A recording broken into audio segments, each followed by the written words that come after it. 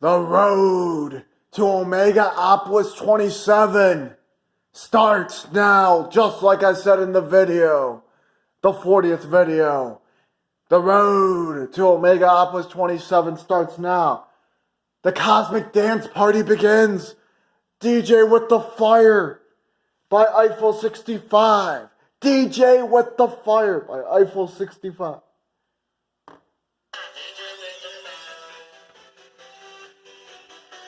Oh!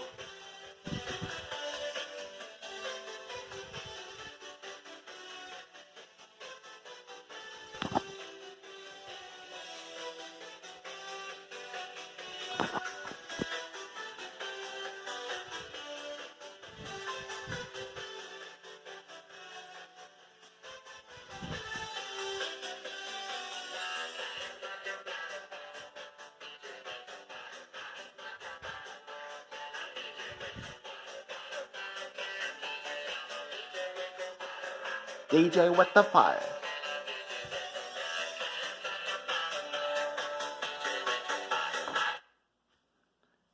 DJ with that cosmic fire. Now let's head to 1747, the first road stop before Omegaopolis 27. The Ice Championship was on the line, the rematch. RB Kid invoking his rematch clause, and he would lose to ICEBERGH.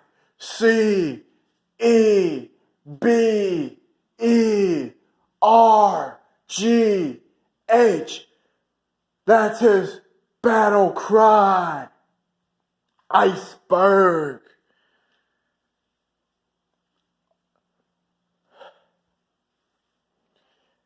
And a three-way. Number one contender for the King's title. Kenny by God Omega with Don Callis versus Karrion Kross versus Jeff Hardy. And Kenny by God Omega would capitalize, hitting a V trigger to Jeff Hardy. And then the one-winged angel. After the fact, Jeff Hardy would hit a jawbreaker to Karrion Kross because he had him in a sleeper. Let's hear from Kenny Omega. Kenny by God Omega with Don Callis. Yeah, that's right, Kenny. I'm here. You and me. Kind of like Tom Brady and Belichick. But anywho, Kenny by God Omega is going to win the King's title and King Bray Wyatt's reign as King. And then it's going to be Kenny by God Omega. And that will be too sweet. Right, Don? Oh yeah, Kenny. You got this in the bag. You're going to end his reign and become king. And then we'll have the coronation after Omegaopolis 27 for the new king. Kenny by God. Wait. King Kenny by God Omega. Kenny out. We had Goldar beat Luke Lightning, where Goldar in the last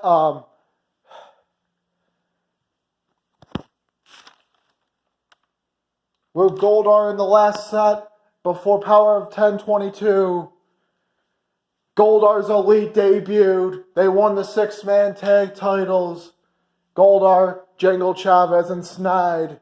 And Goldar in this episode would beat Luke Lightning, hitting the War Slam, that air raid crash to Luke Lightning. In the main event, Kyle O'Reilly would beat Seth freaking Rollins. Hard-hitting match. Superplex by Rollins for a 2 count. Goes for the curb stomp. Kyle O'Reilly moves out of the way. And Shock Plex connects. A Regal Plex. A reverse capture suplex for the 1, 2, 3. And don't forget, at Omegaopolis 27, it will be Undisputed Era versus the Sword with Timber Towers in a Tornado 8-man tag street fight. Whew!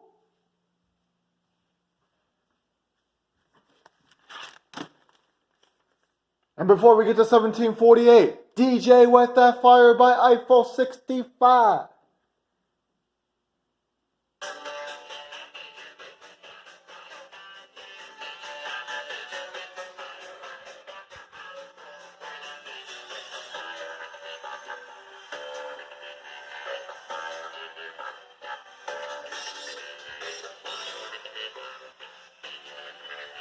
Woo-hoo!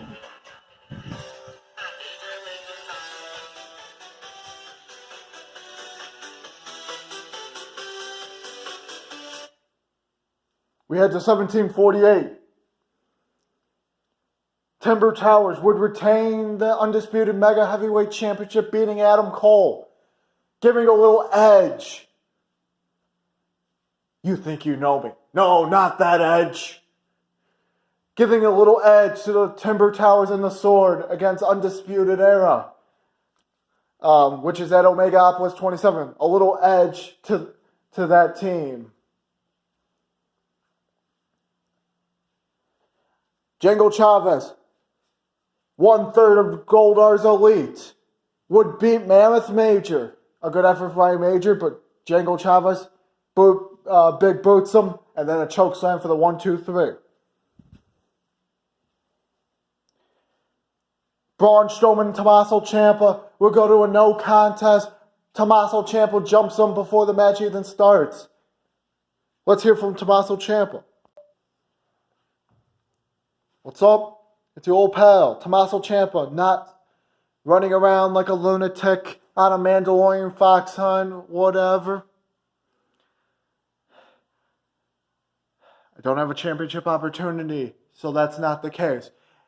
But at Omegaopolis 27, it's me and Peerless Pike going to shut down EY and Braun Strowman in an unsanctioned tag team tornado street fight. Hashtag no one will survive but me and Peerless Pike. Hashtag.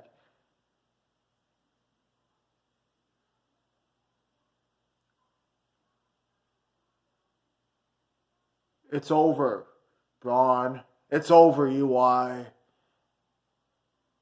You guys are about to get destroyed, decimated by us. Tommaso out. We had an interstellar open challenge. Donnie Jeffcoat would go against the return of the 14-year veteran Zero, and Zero will capitalize on his big return to win the Interstellar Championship. Let's hear from Zero. Zero here, and I'm back. And I'm back, and I'm better than ever. Did some intense training, but I then got the call from Savage Sal. He's like, hey Zero, would you come back, accept the open challenge by Donnie Jeffcoat, and then, win or lose, just come back to SAW. I said to myself, should I come back? Well, I thought about it, and I was like, okay, I'll come back. And what do you know? Your new Interstellar Champion, Zero. I'm a 14-year veteran. It's year 14. I love SAW. I came back. Donnie Jeffcoat gave me a match. And I hit the Zero down on him, which is a Blue Thunder Bomb for the 1, 2, 3. And I'm your Interstellar Champion. He'll get his rematch. But as long as I'm here and I'm the Interstellar Champion, Zero's your champion. Zero. Out. And in the main event, it was Dean Moxley versus Roderick Strong. Undisputed Era versus The Sword with Timber Towers. Just one-on-one matches, and Dean Moxley will get the job done, getting out of that end of heartache and hitting the dirty shift. 1, 2, 3. Let's hear from Mox. Now, usually this is the part where they tell me I have to do the weather. I'll still do it. You got a late sunrise, even though it's like close to midnight or 1 o'clock, I don't know. But anywho, and then you got a 30% chance of precipitation. Who am I kidding? Dean Moxley here. And all I gotta say is this. I'm an unhinged door. And you can hinge me up, but I'm gonna strike off the hinges. Clothesline, dirty shift, paradigm deeds, you name it. And at Omegaopolis 27, I'm going to help my team, The Sword and Timber Towers, and we're going to make Undisputed Era crumble beneath our feet. Because live by the sword and Timber Towers, and then die by the sword with Timber Towers. Mox out, but wait a minute, DJ with the fire before I go.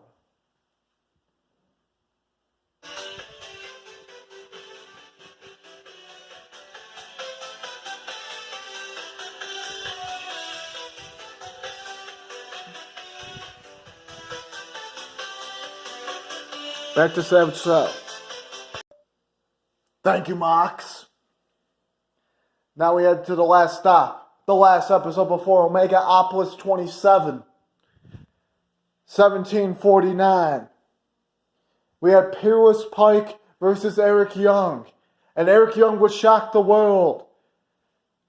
Countering the Pike DDT with a jumping pile driver, the 1, the 2, the 3. Let's hear from Eric Young. EY here. And I did it. I shocked everybody. I won. Braun's going to get victory food. But at Omegaopolis 27, me and Braun have to tangle up with two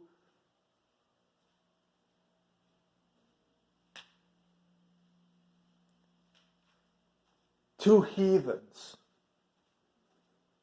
Two punks that think they're going to shut us down. Nobody shuts down Braun and EY because I got the brains. Braun's got the brawn. We're going to make some money, Pet Shop Boys opportunities. And we're going to win, and we're going to move forward. We're moving right through Tommaso Ciampa and Peerless Pike. EY out. Next match and second match of 1749. Open challenge for the Zenith Championship. And the rules to the Zenith Championship is this. 10-minute time limit. If the 10-minute time limit expires, title gets vacated and then management sorts out what to do. Opportunity knocks, maybe a battle royal, ladder match, some kind of opportunity for the vacant Zenith Championship match. But that wouldn't be the case because it was Michael Elgin, your champion, defending against Octagon Jones. Octagon would square some jabs on Michael Elgin, showing his boxing persona. Goes for his finisher, that springboard prism punch. Michael Elgin would catch him in midair for the Elgin bomb. 1, 2, 3. It was a 4.5 minute match. So time did not expire. Good job, Michael Elgin. Match 3. It was Snide versus Jacob the Destroyer. Snide representing Goldar's Elite, who are the new 6-man tag champions. Goldar, Snide, and Django Chavez. Snide beat Jacob the Destroyer. Good effort by Jacob the Destroyer. Only for him to snide the counter and hit the snide remarks, which is an Osaka street cutter for the 1, the 2, the 3.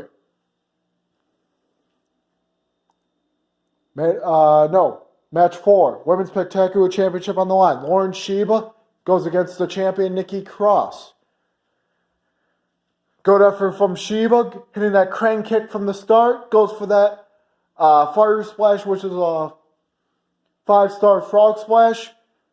Nikki Cross will put the knees up. And then Nikki Cross would hit the Cross the World.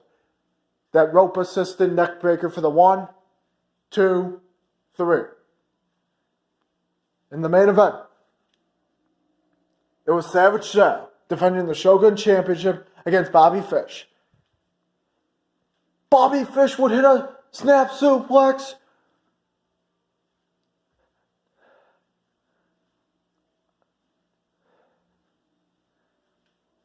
Now he tries for that double jump moonsault. Savage Sal would move out of the way. Savage Sal will capitalize, trying to hit a Stego Slam. No! Bobby Fish escapes the Stego Slam. Hits the flying fish hook. A high knee. 1, 2, 3. And we have a new Shogun champion. Bobby Fish. Savage Sal here. And I lost the Shogun Championship.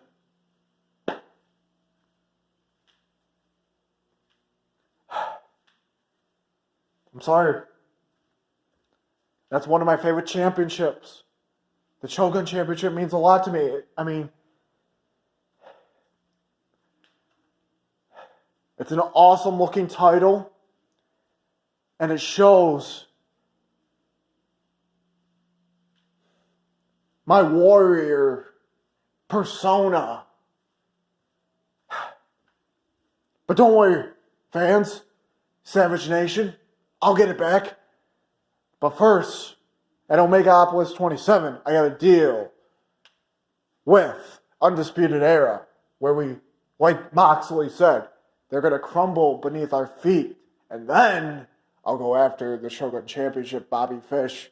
You may have taken the belt, but I'll get it back. I hope I do, because it's not going to be around your waist any time or any longer than you already have it. Savage out. But wait, let's hear from Midnight One, hyping up his big match.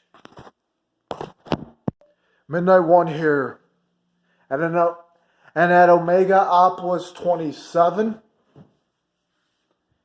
I defend the first belt I ever won. The first belt I ever won, and this is the pay-per-view I won it at. At Omegaopolis 25, I won the Black Hole Heavyweight Championship. I defended it. I've been defending it with all I got. All I got. So Jordan Devlin, you think you're going to take it from me, kid? No. This is the championship I won at Omegaopolis. And I've been defending it with all I got. With everything I got. So, let me tell you something, kid. You're not going to take this championship from me. Because at Omegaopolis 27, Jordan Devlin, I'm going to beat you and retain the Black Hole Heavyweight Championship. This belt is not going anywhere but around my waist or around my shoulder. Midnight One out. Now let's go to his opponent, Jordan Devlin. Jordan Devlin here, fella. And at Omegaopolis 27, I got a lot to prove. I got a lot to prove, fella. I want a quick qualifier match. And then at Altitude 22, I want a fatal four-way where I was decisive in that four-way and found my opportunity where I needed to strike and get the 1, 2, 3.